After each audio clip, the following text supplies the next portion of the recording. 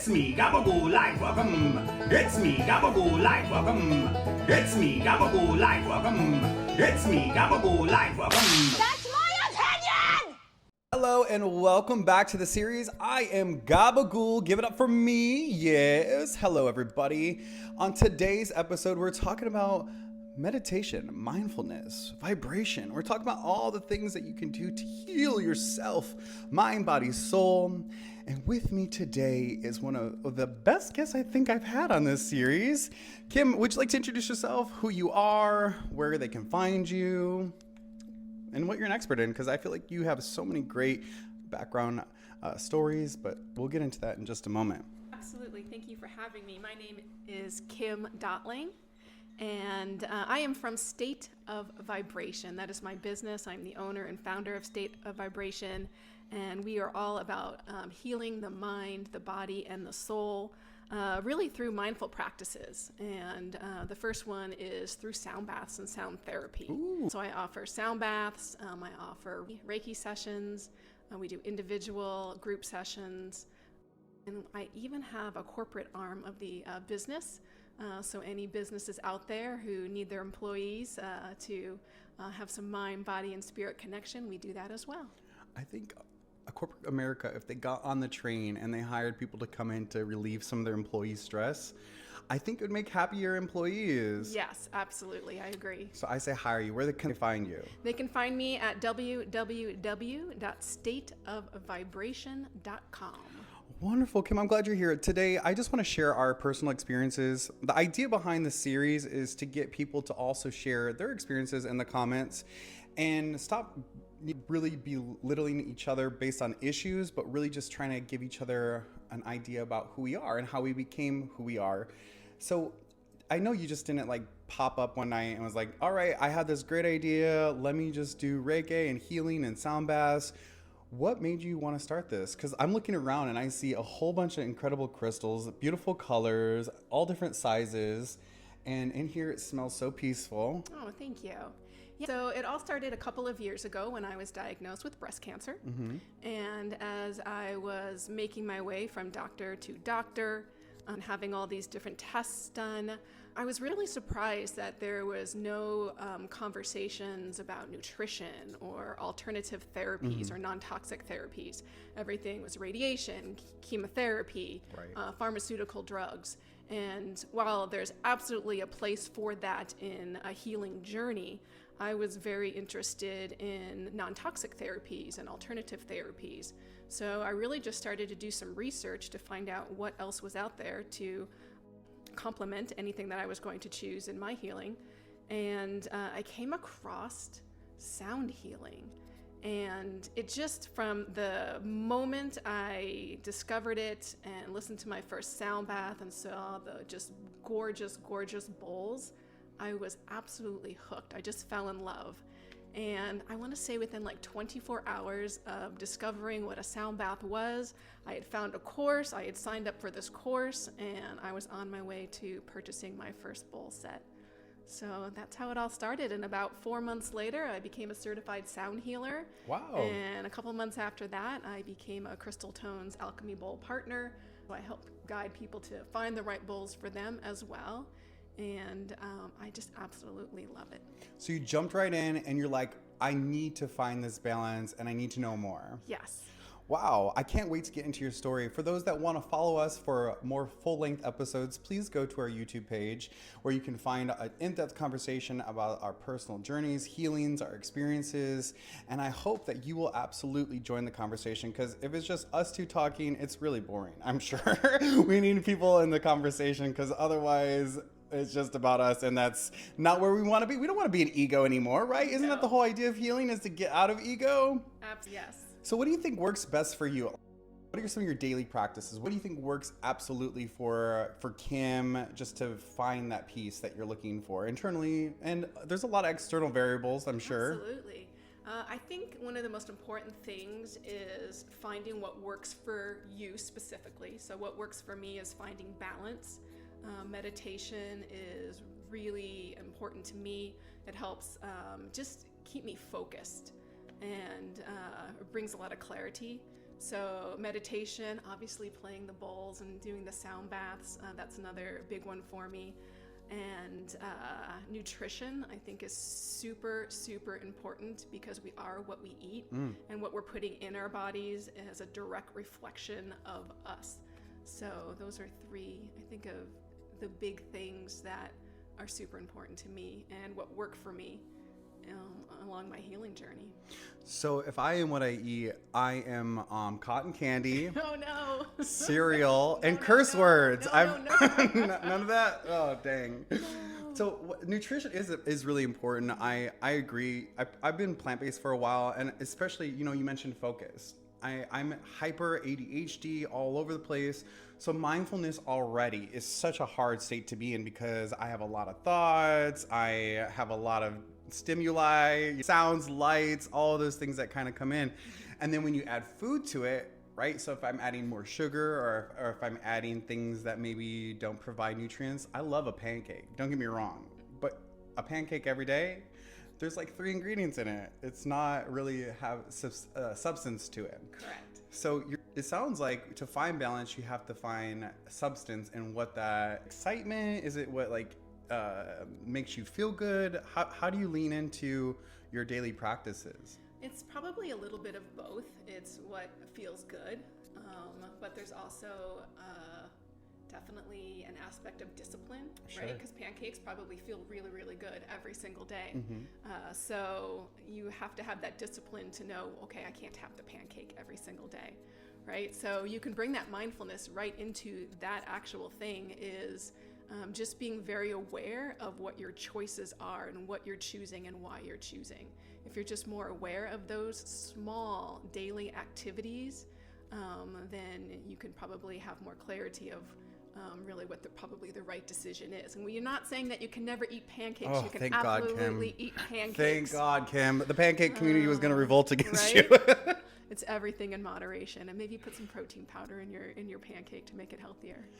I think for me, some of the challenges are just forgiving myself, because sometimes I'll get on a really great roll, and I'll be up, I'll be eating the clean food, I'll be finding ways to get outside, and then life takes over, right? So then you get busy, or you just day after day don't really have the energy to cook. Yeah. So how do you overcome some of those barriers just to still sit in that healthy, loving, body fulfilling mind vibration? Ooh, look at me. Mind vibration. There you go. I'm using all the terms. I feel like you should be proud of me right now. I am proud of you. Well, that's actually one kind of common mistake people make when they start on their mindfulness journey, just like what you're saying, full of enthusiasm and thinking that they are expecting immediate results.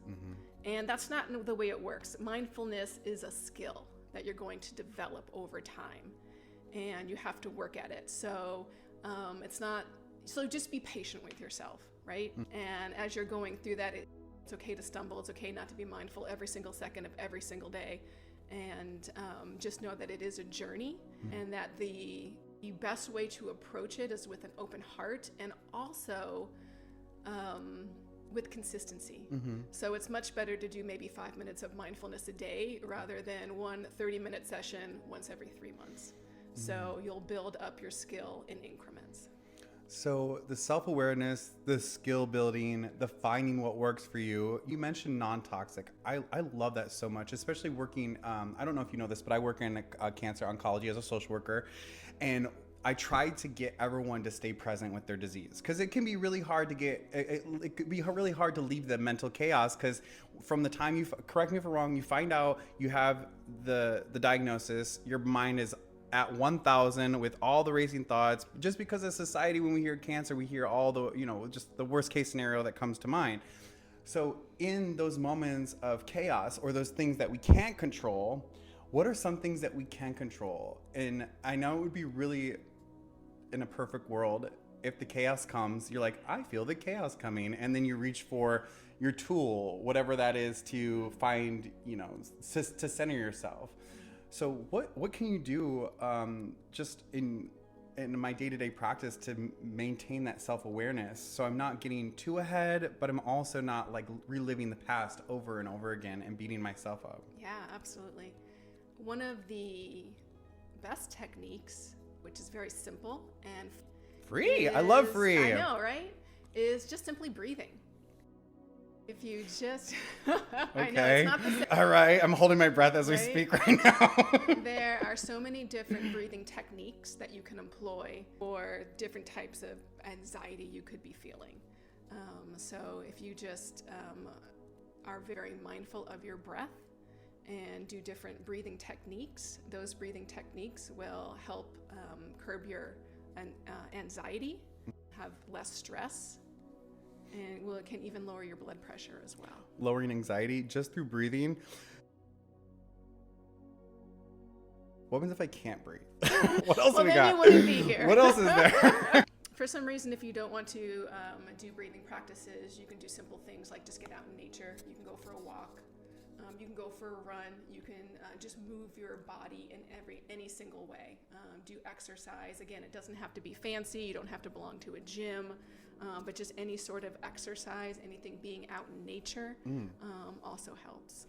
Is that because you're changing your environment? Is that because you're paying more attention to the details of, say, like a leaf or the temperature or what the smells are? Is that, I guess we haven't clarified what mindfulness is. Can you kind of clarify that for me? Mindfulness is, a lot of people think mindfulness is clearing your mind free of everything. No junk, no thoughts, Yes. empty space. Yes. And what mindfulness really is not necessarily clearing all your thoughts and not having anything going on, but it's just being aware of your thoughts. And if you find your mind wandering, just center it back to the focus that you're focusing on. Right. So like evasive thoughts or thoughts that aren't really serving you in the moment. What I'm going to eat for dinner tomorrow, those types of things. Absolutely. So it's more like a present. It's absolutely being present. Yes. Is that how you find your vibration, or what you, I guess the vibration I'm thinking of is just what I run my day-to-day life like without any issues, concerns, troubles concentrating. The perfect day. That's what I look as the vibration. Right. Is like, how do I get that perfect day? Because it's a challenge, right? Because where I grew up, where I live now, all those different experiences that make up who we are, it's hard to ignore some of those things. So how do we find that healthy vibration where we're just like feeding it, but it doesn't become an obsession? Or you can over-obsess about vibration, can, right? Absolutely, yeah. And it will be different for everybody. That, I think, is part of the balance of finding what works for you. So to find what works for you, you might have to try a whole bunch of different things, right? Is meditation, is that the one that works for you? Is it a nature walk? Is that the one that works for you? Is it calling a friend and chatting with a friend, or hanging out with a group of friends, or having that support system around? There are so many different things, and one that may work for you might not work for me, or maybe not work for me as well, right? So I think that the secret there is trying a whole bunch of different things and then seeing what you resonate with and what connects with you. I look as like a visual Mary Poppins bag that just has these endless things that you can just pull out. Be like, is it breathing? Is it crystal bowls? Is it going for a run? Is it reading a book? Is it making a homemade dessert? Whatever it is. Absolutely. And then eventually you'll get to the point where you'll tire your thoughts out because you have all these things that you've done, and you're like, wow, actually, I'm no longer in the chaotic mode. The chaotic mindset, so I can find a healthier means for my day today. Yeah, absolutely. So I used to live in a lot of fear. I would say I live in less fear now. And I think it's because I recognize the things that I can't change, right? Well, the things I can't control, the things that don't serve me, mainly some of the trauma, PTSD, because it's not something we can just wash away. It's something that lives inside us because that's our experience. So in times when I fear the unknown, or I need to clear my mind of worry, how can I change that vibration or that mindset just to get that out of my system? Because it's fear-based, and that I look at fear as anxiety, and if I'm living in anxiety, then I am not doing my best to find balance. Absolutely. A technique that might work really well for you is different mantras. Mantras. So your mantra might be, since you have anxiety or you live in fear of something, your mantra could be something like, I trust the way life will unfold for me. Wait, what are some of the other mantras? I trust. What else? Yeah, I trust. I believe. Yep, you can do gratitude mantras. I believe the children are no, something like that. Something what like other that. ones? How many are there? You can Infinite. whatever you tell yourself. Whatever you tell yourself. Oh wow! I could even speak to like my younger self, or the yes. person in the mirror, or Yes. the person that has goals but they're not quite there yet. So there is a Yes. little fear when it comes to, am I even going Yes. where I need to go? Absolutely. And I do not have a psychology background, but I am a big believer in speaking to your 7-year-old self. Because your 7-year-old self needs to hear from you. What would your 7-year-old self say to you right now? My 7-year-old self would say thank you. Thank you for always walking to the beat of your own drum. Nice. And it's okay. Turned out okay. I'm trying to remember 7. How long? I think it's like first grade. First grade? Okay. Yeah. First grade, I would say to myself, you'll lose your innocence, but you'll regain it Oh, that's good. because of your resiliency. I love that. Yeah. Like, Yeah. my superpower is to bounce back. My superpower is when that door closes, I'm looking for another door. That's perfect. That's Or I'll take an axe and be a crazy lady and knock it down. But I'll get through that door. Just don't have a strong frame. Your 7-year-old needs to hear that. And I also feel like strength, because there's times when I was younger that I didn't know where I found the strength, but I found it. And I found it in my community, in my friends, in my school systems, in the people that I looked up to as authority. So yeah, all of that creates trust and friendship and hope, and also loss and fear and all those negative things too. We don't want to feel the negative, right? The whole idea is to be No. mindful and like vibrate the negative out. Correct. So do you think there is such thing as a way to cultivate vibrational authenticity? Could I fake myself out? Does that make sense? Like, could I fake myself out and be like, hey, today you're gonna get this, even though I know. There is absolutely a way to cultivate that vibrational authenticity, and really it involves aligning your thoughts, your emotions, your beliefs, and your actions with your true self and values. Ooh, man, that means you gotta look inward at You all the do. gunk and junk. You do. That's not always fun. It's better to deflect and take care of somebody else, or Yes. put your energy into work. Yes. Or do you have any experiences like that where maybe you Yeah. just were go all the time? Yes, love to help other people, right? So part of that is always helping other people and not prioritizing my own self-care. So that comes up a lot, and part of that is kind of one of the misconceptions in mindfulness as well, is it's really important to take the time to do that self-reflection, right? And people are afraid to do that self-reflection because they, just like you said, are afraid to sit with maybe what they find. They don't want to sit with those emotions. And just know that it's okay. It's okay to sit with something that you might have anxiety about or you're fearful about. Everything will be okay, and you just lean into it. What's that book? Lean into it. Don't be afraid to lean into it. Sit with it, experience it, laugh, cry, be angry, whatever you have to do, and then shake your hands and wipe it away and move forward. My mantra is, I will be okay. You will be See, okay. oh my gosh, I'm getting the hang of this, Cam. How do you stay so inspired to be happy and to still, you turn this into a business, so obviously I you did. like it, right? Yes, I love it. Well, just like you said, your superpower earlier, my superpower is I just think I'm just naturally happy. I will always find the silver lining in whatever situation there is. I will always find that silver lining because I don't know. I think Always your whole life? always. I just think I don't have time to dwell on anything. I'm going to just move forward. And again, I think there's always a silver lining in whatever is happening, or there's always a lesson. I don't like lessons at all. I wish that life lessons were just like a really nice Blue's Clues episode, and they found a clue, and it was like, be a better human. That's what makes you you. You going through the challenges, the heartache, the sadness, the, fill in the blank, whatever it is. That's what made you here and now and helping other people. Humans are awful. They can be, but they can also be wonderful. And we also have to navigate our day-to-day with humans on phone calls, at the grocery store, at the gas station, at our own jobs.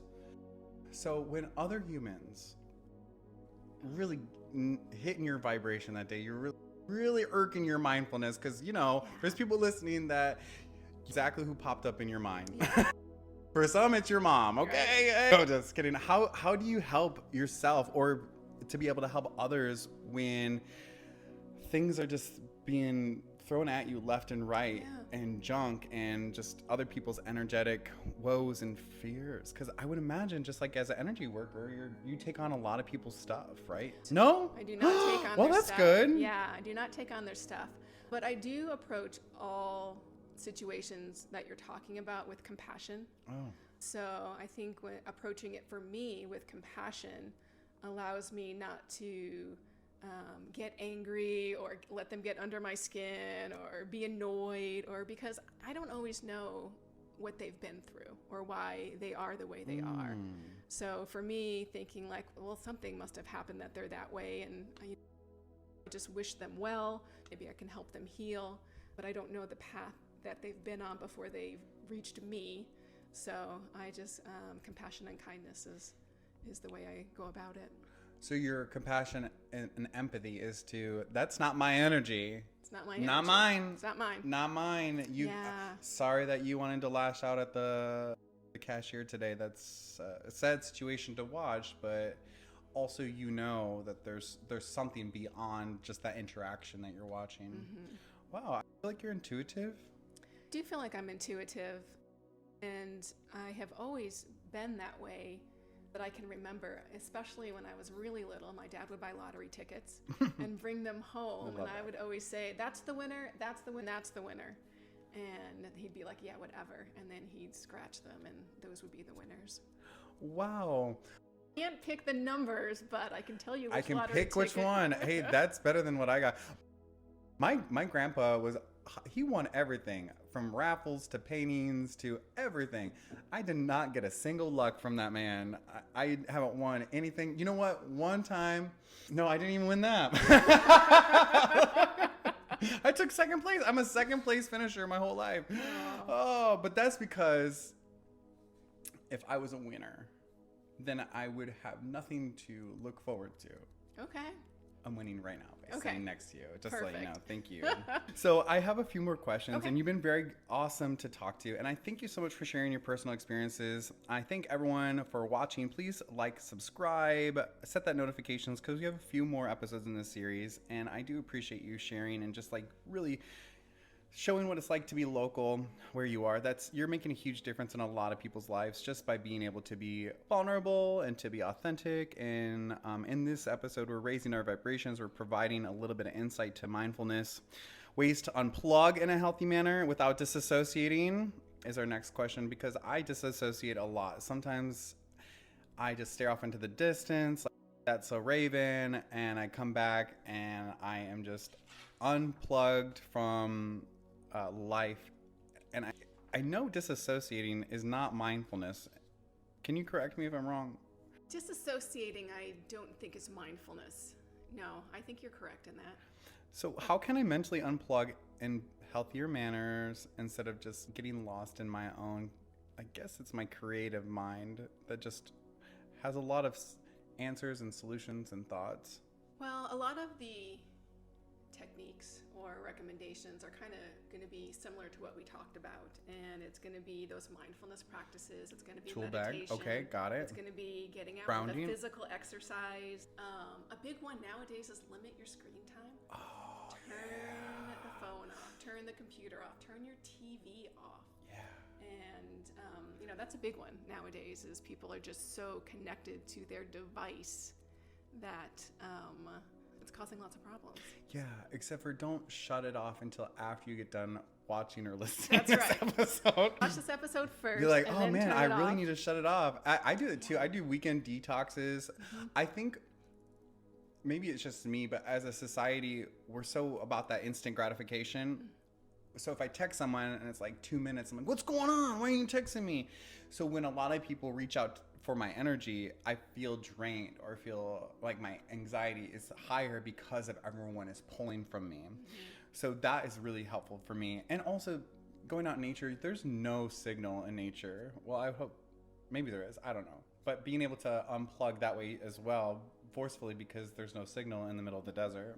Another big one that I think people don't do enough is Boundaries. oh, right? I set one yesterday and I'm very proud of myself. Tell us more about what you're talking about with boundaries. So setting boundaries is super important. It can be like, for example, is perhaps your in-laws, right? And when they can't come over, they just pop over and you don't like that. So setting boundaries there, setting boundaries with your time, just like what you said, you feel like people are always wanting a piece of you, a piece of you, a piece of you. So maybe you have, office hours per se, where people can only reach out and get you between, 12 and 4 every day. So therefore, there's just that specific amount of time where you have to be on. So when you're not working, you're not working. When you're not working, you're not working. The screens are off. You're out in nature. You're grounding. And I'd like to communicate, hey, listen, you're not going to be able to reach me. I'm still up at night because I don't really watch much TV, but there's a lot of things that I do, especially like doom scrolling, right?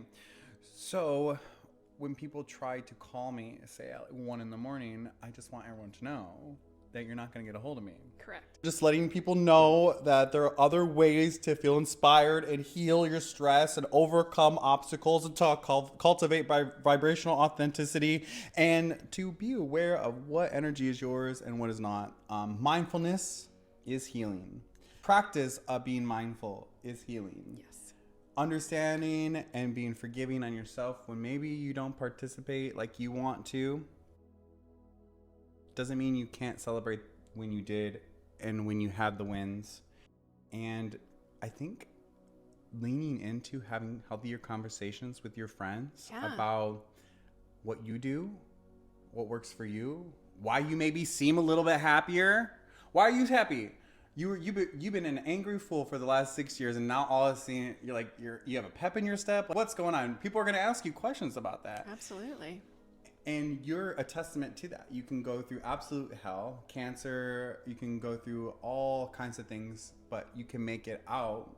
You can heal, and you can pick through a variation of tools in order to do that. And not a single thing is wrong. The downside is doing nothing might feel wrong. Or is it wrong to do nothing, right? Well, I guess it just or depends. to blame, Yeah. I guess. No, I guess it just depends on the context. Maybe doing nothing is the right thing to do. Ooh, Yeah. okay, So that's fair. I think also it's important to be kind to yourself. Oh, yes. We can be our harshest critics. Mantras, we learned that. So be kind to yourself, and to your point, that self-judgment that we do have, just put it on the back burner, and celebrate the wins no matter how small they are. Celebrate them with vigor. And today we are celebrating every single win with you all. I hope you sign up below some wins that maybe you have, some ways that you navigate your stress, your mindfulness, how you lift your vibration and others and still be able to set your personal emotional boundaries. Kim, I want to leave you with a final thought for the people that are listening and watching. Okay. Give a moment of hope, especially right now with everything that's happening in society and politics and even in Arizona, in Phoenix. There's just so many things that we could get wrapped up in. What is some hope? Where do you find your hope? Guide us through that, because I'm going to come up with something too, because I think it's important. Where do I find my hope? I always look on the bright side, and I think, where do I find my hope? Stay curious. Yeah, I stay curious. I always tend to find the good. Again, for every bad, there's good, right? So I always think of everyone's got good intention, right? That people are inherently good. And they really are. I think it's just the news media that exacerbates the clickbait stories that can divide us. And in that division, we stop having these honest conversations. And if we just sit down and have these honest conversations, then we realize that we're not really all not that different. Wait, you're a human and I'm a human? Yeah. Oh my gosh. I know, right? Let's leave this earth together. Right? And we don't have to agree. We don't have to agree on No. everything, and that is okay. That's what this is about, is because we've only shared personal experiences and what brings us to who we are today. That doesn't mean we're navigating issues, because issues are a personal stance, but I can't disregard your personal experience at all, because that's what you've been through. That's what you lived through. That's where your heart is right now. So for me, I think to give someone hope is to be okay with not having it. You just don't got it. That's okay. Because when you read that self-help book, when you reach out to you to get some crystals and some guided ideas on how to be healthier mindfully and vibrational wise, not getting it is a state of wanting to be an active learner. And if we are actively learning, then we're actively growing and expanding and sitting in that truth, whatever comfortable or not. And if we sit in that truth, the truth is always a perpetual student That's of the mind. I love it. Wow. Kim, you taught me all this in just like the time that we've been talking. Thank you so much. So sweet. You're welcome back anytime. Thank you. Once again, how can people find you? Thank you for being a guest. You brought so much hope and joy to my life.